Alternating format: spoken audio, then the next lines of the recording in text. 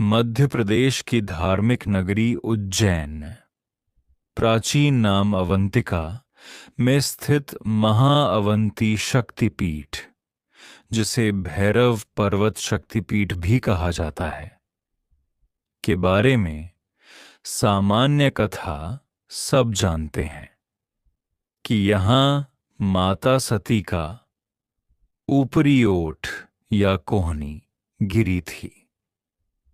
लेकिन इस शक्तिपीठ के पीछे कुछ ऐसी बेहद रहस्यमयी और अनसुनी कहानियां हैं जो आम इतिहास की किताबों या सामान्य चर्चाओं में नहीं मिलती। आइए इस पवित्र स्थान से जुड़े उन अनसुने पहलुओं और रहस्यों को जानते हैं। उज्जैन को पूरी दुनिया भगवान महाकाल, काल के अधिपति की नगरी के रूप में जानती है, लेकिन तंत्र शास्त्र और गुप्त मान्यताओं के अनुसार अवंती शक्तिपीठ इस नगरी का वह अदृश्य शक्ति केंद्र है जो महाकाल की प्रचंड विनाशकारी ऊर्जा को नियंत्रित और संतुलित करता है। तंत्र ग्रंथों में कहा गया है कि जहां महाकाल समय को समाप्त करते हैं, वहीं महाकाली अवंती देवी उस समय से परे नए सृजन का मार्ग खोलती हैं। शिव और शक्ति की यह जुगलबंदी ही उज्जैन को कभी नष्ट न होने वाली नगरी अवंतिका बनाती है। इसीलिए तांत्रिक मानते हैं कि महाकाल के दर्शन तब तक अधूरे हैं जब तक अवंती पीठ की इस शांत मगर तीव्र ऊर्जा को प्रणाम न किया जाए। अवंती शक्तिपीठ का संबंध उज्जैन के चक्रवर्ती सम्राट विक्रमादित्य से बहुत गहरा है। कई विद्वान इसे गढ़कालिका या हरसिद्धि के गुप्त स्वरूप से जोड़ते हैं। लोक कथाओं के अनुसार राजा विक्रमादित्य ने अपनी सिद्धियों और प्रजा की रक्षा के लिए इस शक्तिपीठ की देवी के सामने एक बार नहीं बल्कि 11 बार अपना सिर काटकर अर्पित कर दिया था। हर बार देवी उनकी भक्ति से प्रसन्न होकर उनका सिर वापस धड़ से जोड़ देती थीं। जब 12वीं बार राजा ने ऐसा करना चाहा, तो देवी ने प्रकट होकर उनका हाथ पकड़ लिया और उन्हें अजेय होने का वरदान दिया। आज भी इस क्षेत्र की ऊर्जा में उस परम त्याग की गूंज महसूस की जाती है। यह कहानी भारत के सबसे महान कवि और लेखक कालिदास से जुड़ी है। कालिदास शुरुआत में बेहद मूर्ख थे। जिस डाल पर बैठते थे उसी को काटते थे। उनकी पत्नी विद्योत्तमा ने जब उन्हें अपमानित कर घर से निकाल दिया, तो वे रोते हुए इसी अवंती क्षेत्र की पहाड़ियों भैरव पर्वत पर भटकने लगे। उन्होंने इसी शक्तिपीठ के गुप्त आंचल में आकर माता अवंतिका की कठोर आराधना की। कहा जाता है कि माता ने उनकी जीभ पर साक्षात सरस्वती बीजाक्षर लिख दिया था, जिसके बाद उनके मुख से तुरंत श्यामा दंडक स्तोत्र फूट पड़ा।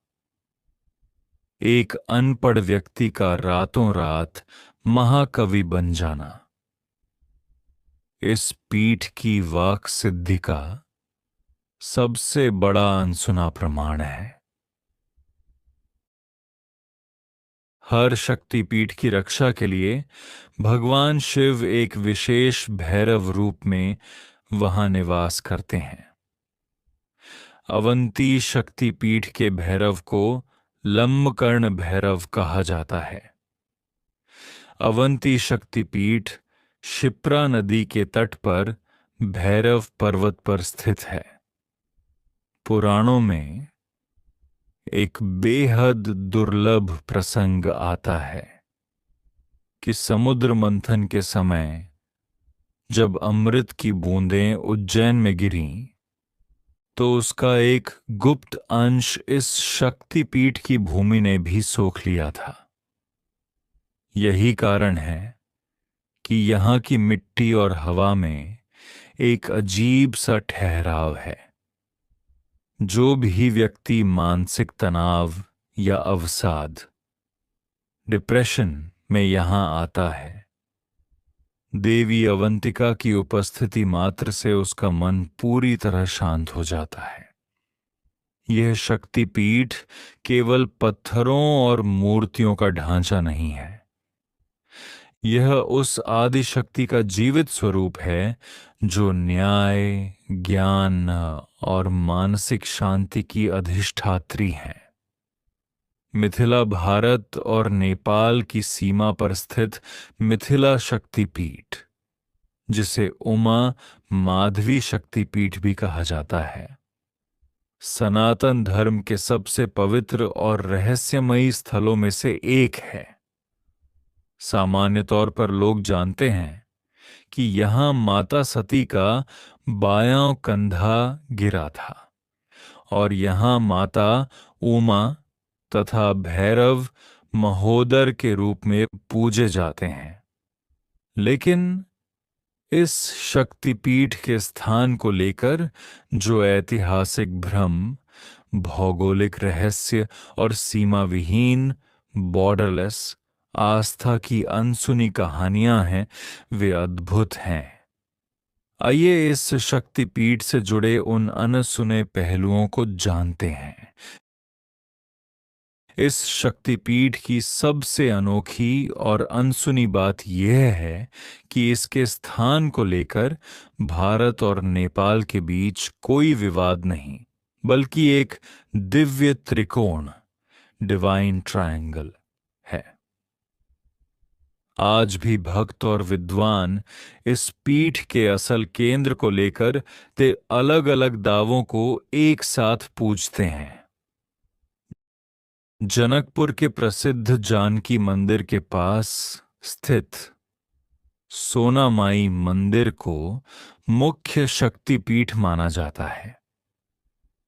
भारत की सीमा के भीतर मधुबनी जिले के उच्चैठ भगवती मंदिर को भी मिथिला शक्तिपीठ का स्वरूप माना जाता है, जहां माता की केवल कंधे तक की काले पत्थर की मूर्ति है, सिर नहीं है, जो सती के कंधा गिरने की कथा से मेल खाती है। जंगलों के बीच स्थित इस स्थान को तांत्रिक असल शक्तिपीठ मानते हैं। मिथिला के लोग मानते हैं कि माता उमा किसी एक सीमा में बंधकर नहीं रहना चाहती थीं। इसलिए उन्होंने अपनी ऊर्जा को भारत और नेपाल की भौगोलिक सीमाओं से ऊपर उठाकर पूरे मिथिलांचल में बिखेर दिया। यही कारण है कि यहां आने वाले भक्त दोनों देशों की सीमाओं को भूलकर पूरी पवित्र भूमि की परिक्रमा करते हैं। कालिदास से जुड़ी उज्जैन की कथा तो प्रसिद्ध है, लेकिन मिथिला के उच्चैठ शक्तिपीठ, जो इसी पीठ का हिस्सा है, से जुड़ी उनकी एक अत्यंत मार्मिक और अनसुनी कहानी है। कहा जाता है कि जब कालिदास महामूर्ख थे, तब वे इसी मंदिर के पुजारी के सहायक थे। एक बार बाढ़ आने के कारण नदी उफान पर थी और मुख्य पुजारी मंदिर नहीं जा सके। उन्होंने कालिदास को नदी तैरकर पार करने और माता के सामने दिया जलाने को कहा। कालिदास ने ऐसा ही किया।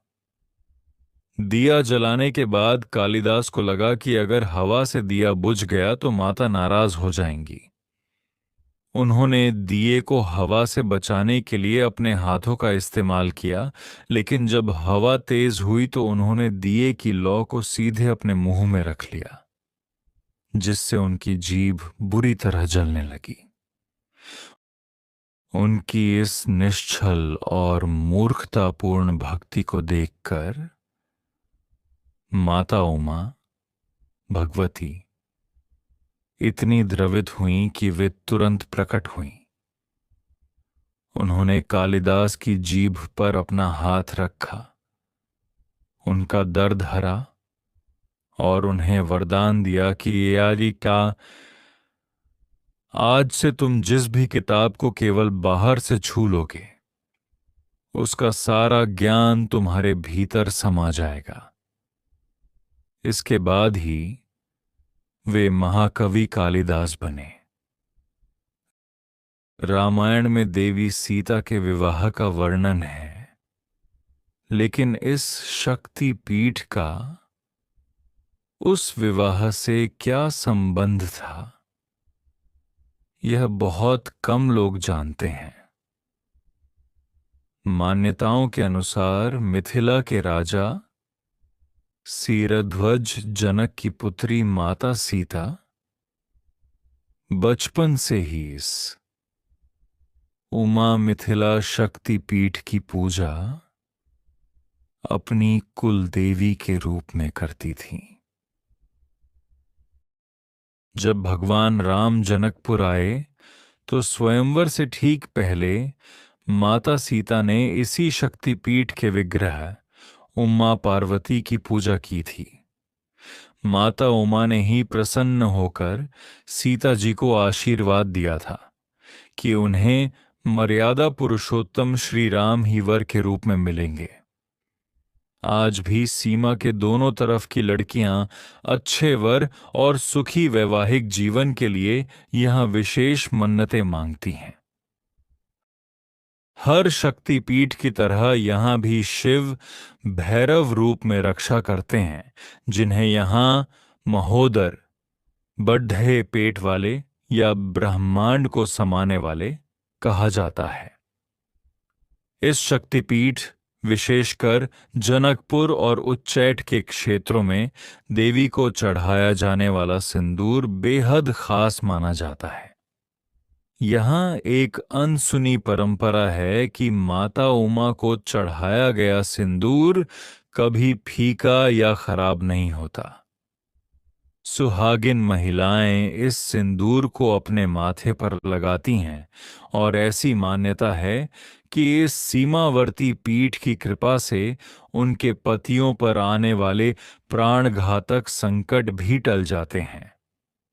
मिथिला शक्तिपीठ भारत और नेपाल के सांस्कृतिक और आध्यात्मिक रूप से एक होने का सबसे बड़ा जीवित प्रमाण है, जहां माता उमा आज भी दोनों देशों के भक्तों को अपनी संतानों की तरह दुलारती हैं। अगर आपको हमारी वीडियो पसंद आ रही हैं तो हमारी वीडियो पर लाइक, सब्सक्राइब और कमेंट करें। अपने दोस्तों के साथ शेयर करना ना भूलें और वीडियो देखने के लिए धन्यवाद।